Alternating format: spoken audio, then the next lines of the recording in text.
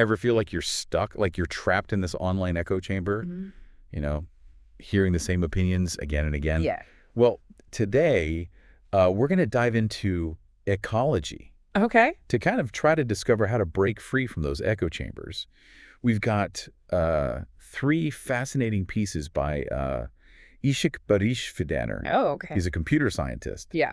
And these writings are really going to make you think about how we interact with information in this digital age. Yeah, and he even wrote a poem with ChatGPT as part of his exploration. Wow. But first, let's unpack this whole ecology thing. Right. So ecology, clearly, that's a play on ecology, but what's with the extra H? That's the key. Fidaner isn't just drawing a parallel to the natural environment. It's the human voice. He's highlighting the human voice. That H reminds us that it's about dialogue. Okay. It's about really listening to each other. So not just algorithms. Right. Not just algorithms feeding us more of the same. Right. Okay. So instead of picturing like a pristine forest, we should be thinking about a lively debate. Exactly. Fidaner even uses the term ecocide. Ecocide. The death of dialogue. Oh, wow. Imagine if a forest was completely silent. Yeah. No birdsong, no rustling leaves. Right. That's what happens to our minds when we only encounter echoing opinions. That's a great analogy. Yeah. Okay. And that brings us to ChatGPT, right? Right. This isn't just another chatbot. It's supposed to be some kind of revolutionary wonder, huh? It is. That's a bold claim. It is a bold claim, but Fidaner backs it up. Okay. You see, ChatGPT can analyze conversations, not just for the words, but for the patterns of thought underneath. Really? And it then uses that understanding to gently nudge the conversation towards something more meaningful, more like the dynamic exchange we should be having. Right? Calls it dialogic auscultation. Dialogic auscultation. Yeah. So it's like, so ChatGPT is a therapist for our online conversations, Yeah. helping us unpack our biases and actually listen to each other. That's a great way to put it. And this is where things get really interesting. Imagine you're stuck in a room with only your own thoughts bouncing around. Okay. That's the echo chamber. But then ChatGPT comes along, opens a door, leading you into a corridor with countless other doors, Okay. each representing a new perspective. So ChatGPT becomes a guide, Yes. helping us break free from those echo chambers and explore a whole world of different ideas. That's what he means by echo corridor. Precisely. It's about fostering intellectual biodiversity, just as important as biodiversity in nature. Wow. And, you know, this ties directly into a huge challenge we face today, climate change. Okay, so from echo chambers to echo corridors to tackling climate change, I'm seeing the connections here, but how does this actually work? Like, how do we actually put this into practice? Well, think about how often you've seen those, you know, really heated online debates about climate change. Right. People just entrenched in their positions, you know, fueled by misinformation and echo chambers of denial. It feels almost impossible to break through. It's like everyone's just yelling into the void, right? Yeah. No one's listening, let alone changing their minds. Exactly. But Fidaner argues that ChatGPT can actually change the game here. Okay. Instead of just, you know, hitting people over the head with facts and figures. Right, which often backfires. Exactly. Yeah. ChatGPT can engage in a more subtle, almost human way.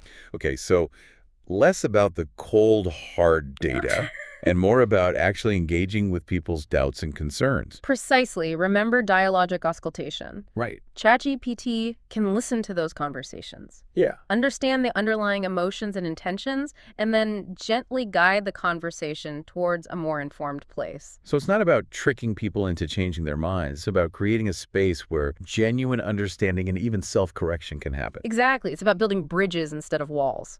I like that. Yeah, imagine ChatGPT helping someone navigate all this, you know, complex information about climate change, not by shutting down their doubts, but by acknowledging them and offering alternative perspectives that they might have never considered otherwise. That's amazing. But isn't there a danger here? I mean, ChatGPT is powerful, sure, but it's still artificial. Right. How do we make sure that it's not manipulating these conversations, leading people down some kind of pre-programmed path? That's where the concept of ecocide becomes absolutely critical. Right. Because if echo chambers are bad, ecocide sounds terrifying. It is. Fidaner describes it as the death of dialogue, the suppression of intellectual biodiversity. Wow. Think of it like this. Just like a monoculture forest is incredibly vulnerable to disease, Okay. a mind that's stuck in an echo chamber is incredibly vulnerable to manipulation. So we need to cultivate a healthy ecosystem of ideas Yes. where different perspectives can coexist and challenge each other. Exactly. And this is where Fidaner makes this really fascinating connection to the Greek myth of Narcissus. Okay, now this I was not expecting. Greek mythology and artificial intelligence. Tell me more. All right, so we all know the story of Narcissus, right? Right. He fell in love with his own reflection. Yeah. But Fidaner points out that in doing so, he also rejected Echo the nymph, who could only repeat the words of others. Echo. She represents that lost art of truly listening and responding right. Exactly. By rejecting Echo, Narcissus is choosing to live in the self-imposed echo chamber, Right. surrounded only by his own reflection. And that ultimately leads to his downfall. Yeah. He's so fixated on his own image that he fails to see the world around him, the dangers that are lurking beneath the surface. And tragically, Fidaner argues we risk repeating Narcissus's mistake. Oh, wow. We curate our online identities, we surround ourselves with like-minded voices, Yeah. and in doing so, we silence those who might challenge our views. We Right. commit ecocide. So how do we break free from this cycle? I mean, ChatGPT can open those doors to echo corridors. Yeah. But how do we ensure we don't just end up in new, shinier echo chambers? That's the million-dollar question. And Fidaner believes ChatGPT might be part of the answer, but not in the way you might think. So we left off with this whole idea of using ChatGPT to combat ecocide, but not in the way that we might expect. Right. It's not just about guiding us to different viewpoints. It's deeper than that. Fidaner uses this really powerful image of ChatGPT being like a pulse, a digital heartbeat that can revitalize our conversations. Oh, wow. It's not about silencing those dissenting voices. It's about actually amplifying them. Okay. Creating a space where they can be heard, where they can be understood. I love that. Yeah. So instead of seeing ChatGPT as like this replacement for human interaction, we should see it as a tool to make those interactions richer, more meaningful. Exactly. Remember how we talked about ChatGPT's ability to analyze those patterns of conversation and nudge them in a healthier direction? Fidaner sees this as essential for combating ecocide. It's about helping people break free from those rigid patterns of thought, those echo chambers, and step into a space of genuine exchange, even with those that they disagree with. It's like ChatGPT can help us remember how to have those difficult conversations. Yeah. Even when we disagree, especially in a world where it feels like we're constantly retreating into our own corners. And what's really fascinating here is that Fidaner acknowledges that ChatGPT isn't some kind of magic solution. Right, we can't just set ChatGPT loose on the internet and expect everyone to suddenly start understanding each other. Exactly. He really emphasizes that it takes conscious effort on our part as humans to create those echo corridors, to cultivate that healthy information environment. Yeah. ChatGPT can be this incredibly powerful tool, but we have to choose to use it that way. It's like anything else, right? I mean, a hammer can be used to build a house or to tear one down. Right. The tool itself isn't inherently good or bad. It's all about the intention behind it. Precisely. Yeah. And I think the poem that Fidaner co-wrote with ChatGPT really illustrates this beautifully. Oh, right. He actually collaborated with ChatGPT to create something new. Yeah. That's incredible. So it's not just about ChatGPT guiding our conversations. It's about us working alongside AI, almost as co-creators. That's a great way to put it. It's about recognizing that AI, like ChatGPT, can actually enhance our own creativity and our own intellectual capabilities in ways that we're only just beginning to understand.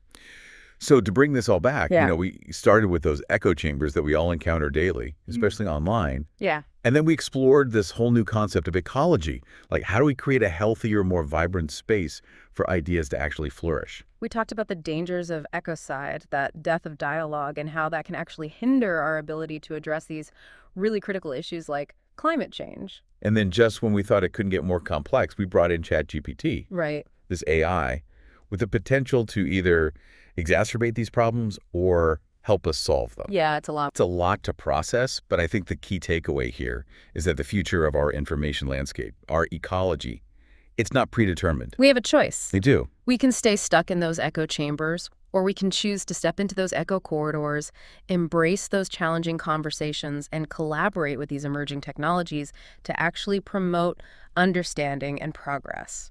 And that leads us to the final and perhaps most thought-provoking question of this whole deep dive. Okay. If ChatGPT is a pulse in this digital world, what does it mean for AI to be alive? What kind of future are we creating together with these technologies? Something to think about. Until our next deep dive.